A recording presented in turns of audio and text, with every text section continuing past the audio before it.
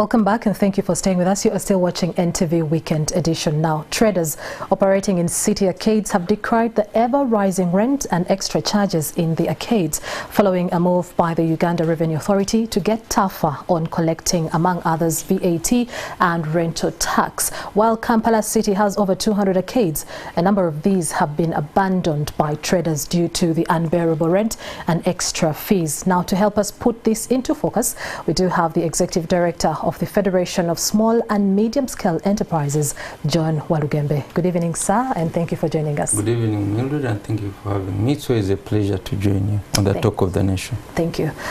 For starters, about last month, we had a conversation in which we talked about the implications of increased enforcement measures by the Uganda Revenue Authority to raise tax, especially in the real estate sector.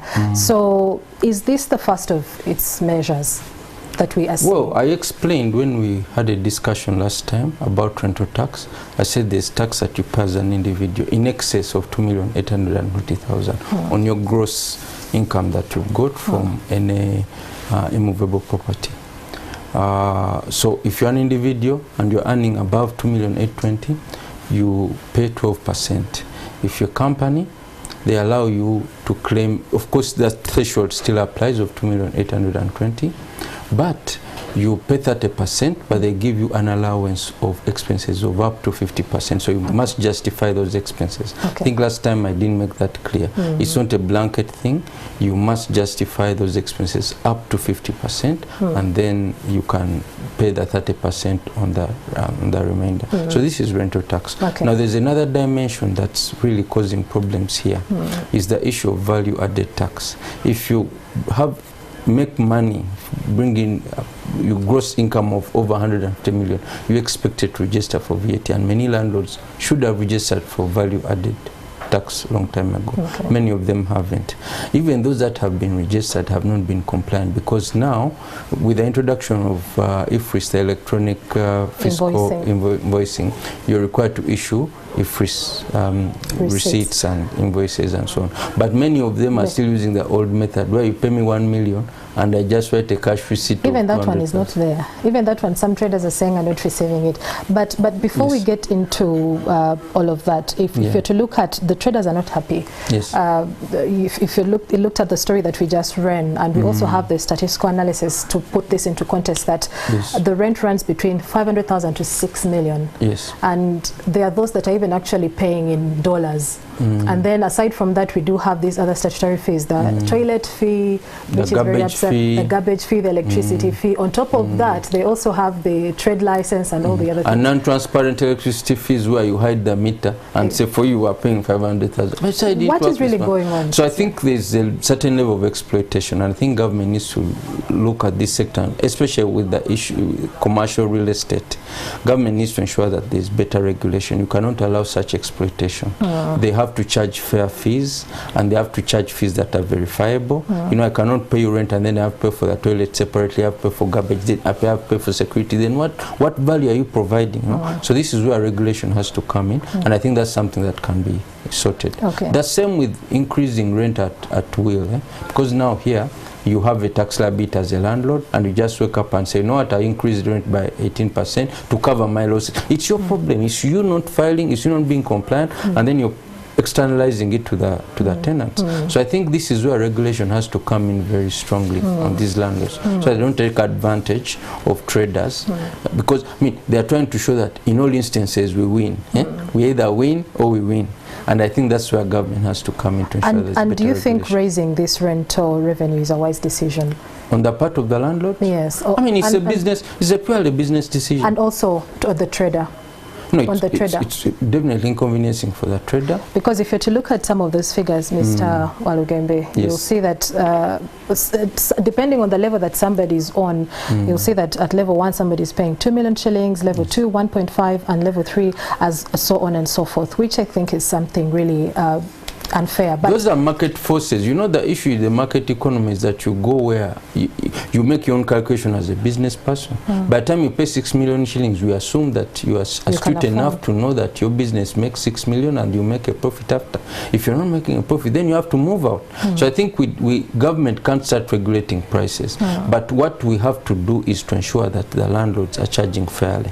We don't want them to exploit to exploit their tenants because there's no regulatory kind of mechanism. But in the sense of whether you pay 6 million or 2 million or 1 million, that's your decision. Why do you rent in Central Business District yet you can rent in Pederi, maybe, or you can rent in Nansana or wherever? So those are decisions that we leave to the actors themselves. But what we are saying is that there has to be better regulation. We have to ensure that there's no exploitation, and also we have to ensure that landlords comply. I think for a long time they've been making lots of money. On one hand they are charging exorbitant fees to the traders, on the other hand they are not paying their fair share to government. So I think that's where we need to ensure that they should also engage in ethical business, I would say. Yeah. Okay, so considering the ongoing enforcement activities by the Uganda Revenue Authority, do you think the business community will survive? Or will it? The business community will survive because, as I said, but it seems like if the rent in Kampala is too high, you look for another place. You know, there's digital, there's this. Also, the traders need to open their minds. You know, by the time you pay 6 million for a shop, I want to look at your financials and see, okay, how are you making it? Because in my opinion, that's very, very high. You know, so you must be advised. If you can't afford the rent of 6 million, you move out. If you move out of the building and it remains empty for 2 years, market forces will bring the rent to the actual price, you know. But if you keep paying, they come, they say today is 6 million, you pay, tomorrow is 8 million, you pay, then it means this is a race to the bottom. So therefore I would advise the traders, if you think it's not tenable, look for another place. Customers are found all over the place. With digital now, people actually are selling online. You know, so you don't want to get stuck in legacy methods of doing business and say we must be here, we must be in Chikubo. If we are not in Chikubo, we can't sell. I think that kind of method can't work. Okay. So let's also look at the aspect of the tenants who are being made to pay rent in foreign currency. You know, there have been concerns that this is because of several foreign nationals that are involved in petty trade. What is your take on this? First of all, the paying of rent in foreign currency should be legal. Because my understanding is that this was made illegal some time back. I wonder why it's still taking place. So I think those in authority should ensure that this is something they look into. On the issue of foreign nationals, I think this goes back again to the issue of the trade order. Let's ensure that we reserve certain spaces for locals. Let's ensure that certain actors do not dominate the entire value chain. Someone doesn't have a factory, he's a wholesaler, he's a retailer, he's a transporter. Let us allow our locals to also set up businesses. If you have a factory and you give someone your transport for you, you're creating jobs. If you give someone to retail for you, but now you have a situation where someone has a factory, they have shops all over, they're even going to the villages hawking their own products. It means they are cutting out everyone from the Are those the foreign traders? Some are foreign, some are local, but I don't want to make it like it's mainly the foreign, but I would say, I mean, most of them tend to be foreign. So we need to ensure that we regulate, and this is where the issue of the Competition Act comes in. Unfortunately, our Act is not very strong in this area, and this is these kinds of uncompetitive practices I think we need to look at and address very seriously. Otherwise, they'll cause very many problems. Yes. Okay, so should the involvement, because the issue of foreign nationals also did come up in when the traders were raising their concerns, and so should the involvement of foreign nationals in petty trade continue to be an issue? Because we have seen in countries, we understand that in countries like China, if you're a foreign national, a foreigner, you have certain restrictions on you actually carrying out trade. Even in India, I cannot go and open a shop in India, cannot go and open a pharmacy or a drug shop or whatever. But here you find that an investor is hawking things, an investor is selling medicine on the streets, he's selling rat poison, he's selling this. You know, we have to get serious and make sure that we regulate some of these people. Okay, so as we conclude this conversation, that one has killed me. So as we conclude this conversation, what should be done? Beg your pardon. Considering a law barring the levying of rent in foreign currency, what this was meant to have been signed into law in 2021? Well, I think this is something we need to address. We need to cushion our traders from that, because now if you look at the exchange rate now and you see the fact that the shilling is weakening and so on, this puts a huge burden on our traders if we don't control the payment of rent in foreign currency. So I think the issue of regulation really is something we need to look at, not just in the trade sector, but also in the real estate sector, but also generally. Let's ensure that the laws that we have on our books actually implemented, so that we are able to have an orderly economic order. Okay, and so I think I have like two questions that I would like you to address clearly. Considering the challenges in collecting the tax, how can the small businesses owners, for instance the tenants, respond in this case? How can they respond to this situation? The tenants also have to be compliant. Remember, when you're paying rent, you're paying input VAT, so it means you can also claim it, more so if you're grossing more than 150 million. So it means that if the tenants are also compliant, this is money they can recover as they file their own returns. So it means there's a lot of lack of awareness on both sides, on both the side of the landlords and the side of the tenants. So the tenants should reevaluate if they believe that the cost of renting the central business district is too high. They need to look at other places. It's possible for you to make business when you're not domiciled in the central business district. Some of our traders need to be told that business cannot only be restricted to the Chikubo area and those 200 arcades. You can still go out of the central business district and make money. So if you think it does not make sense for you, please leave. If you have to go back home for some time and re-strategize and rely on digital methods to sell, please do it. It's not a shame.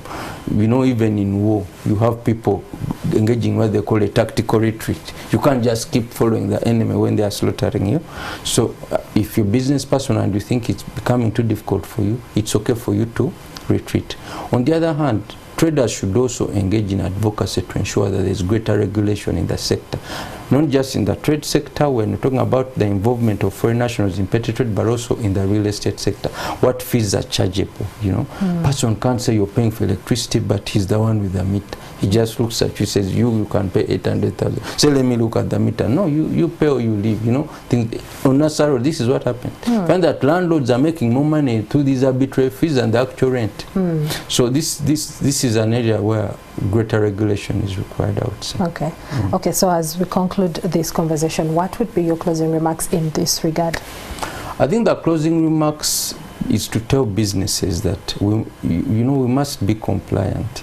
These people who have been our landlords who invested in these arcades, you've made money for a long time, but now you must be compliant. You can't hide. So it means you get an accountant, get someone who understands tax, and they advise you so that you're compliant. Also, the traders, please also make sure that you also keep your books and are able to make sense of what you're doing. Otherwise you may end up working for the landlords, for government, for other people, and for you there's nothing at the end of the day. Okay. So keep your books and be compliant. Okay. And maybe a word of caution to those that are considering to start up a business in these turbulent times. I mean, this whole situation looks like scary. No, it can't be scary. I think, in fact, sometimes difficult times are the best times to start a business in.